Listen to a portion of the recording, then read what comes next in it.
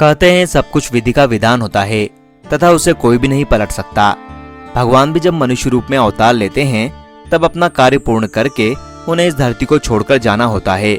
उसी प्रकार जब भगवान श्री राम का इस धरती पर समय पूरा हो गया तथा उनके धरती को छोड़कर जाने का समय निकट आ गया, तब उन्होंने स्वयं से पहले श्री लक्ष्मण जी को वापस भेजने की योजना बनाई, और वो भी एक मृत्युदंड के रूप में।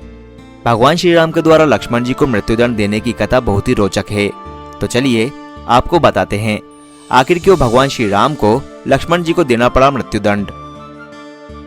बात उस समय की है जब रावण को मारने और अयोध्या का राजा बनकर अयोध्या पर शासन करने के बाद श्री राम के इस धरती पर सारे कर्तव्य पूरे हो गए। तब उन्हें सूचना देने स्वयं यमराज एक तपस्वी के रूप में श्री राम के दरबार में पहुंचे। द्वार पर उनकी भेंट लक्ष्मण जी से हुई। उन्होंने उनसे कहा कि वे तपस्वी अतिबल के दूत हैं तथा एक महत्वपूर्ण कार्यवश श्री राम से मिलने आए हैं। लक्ष्मण श्री राम की आज्ञा पाकर यमराज को उनके कक्ष में ले गए। जब श्री राम ने यमराज से उनके वहां आने का कारण पूछा तो यमराज ने कहा कि वे जो संदेश लेकर आए हैं वे अत्यंत गुप्त है, इसलिए जब वे संदेश को सुना रहे हो तब उस समय उनके कक्ष में कोई न आने पाए।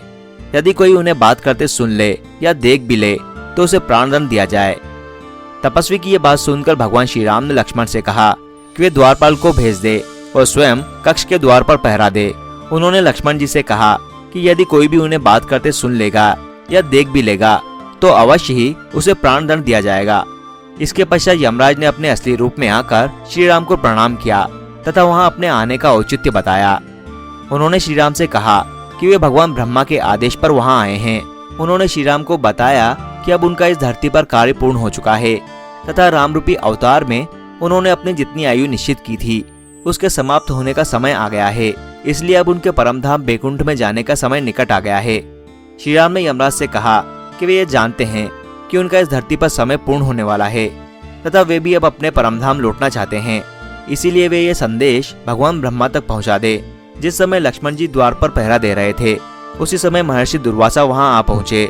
उन्होंने उसी समय लक्ष्मण को कहा कि वे उनके आने की सूचना तत्काल श्री राम को दे। लक्ष्मण जी ने उनसे क्षमा मांगी और कहा कि श्री राम अभी एक आवश्यक कार्य में हैं, इसलिए वे अभी उनसे नहीं मिल सकते।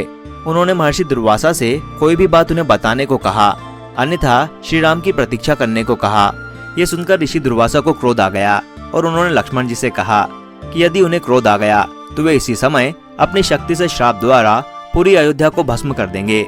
लक्ष्मण ये सुनकर धर्म संकट में फंस गए तथा सोचा कि यदि केवल उनकी मृत्यु से पूरी अयोध्या बच सकती है तो उन्हें अपने प्राण दे देना चाहिए।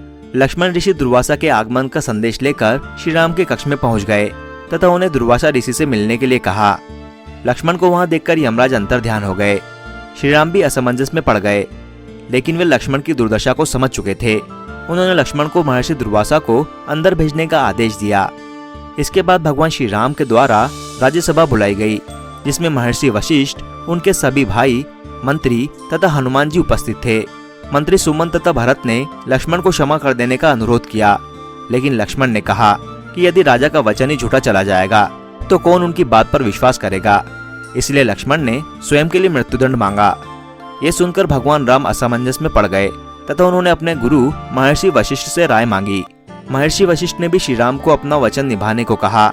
उस सभा में हनुमान जी भी उपस्थित थे तथा उन्होंने शास्त्रों का उदाहरण देकर कहा कि एक सिद्ध पुरुष तथा साधु का त्याग कर देना उन्हें मृत्युदंड देने के समान होता है, इसीलिए आपको लक्ष्मण जी का त्याग कर देना चाहिए।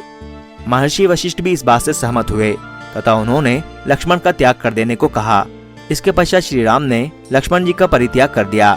भगवान श्री राम के द्वारा लक्ष्मण जी का परित्याग करने के पश्चात वे उनका आशीर्वाद लेकर सरयू नदी में गए तथा अपनी श्वास की गति को रोककर अंतर्ध्यान हो गए। समाधि लेने के पश्चात वे बैकुंठ धाम पहुंच गए तथा शेषनाग का रूप ले लिया। इस प्रकार भगवान श्री राम ने लक्ष्मण जी को मृत्युदंड देने के अपने वचन को निभाया।